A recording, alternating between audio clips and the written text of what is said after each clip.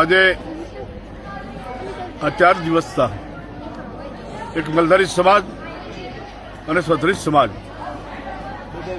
બંને સમાજની દીકરી દીકરાએ જે કાંઈ ભૂલના પાત્ર બન્યા તેના કારણે રબારી સમાજ અને સ્વધરી સમાજ બંને સામે સામે આવી ગયા.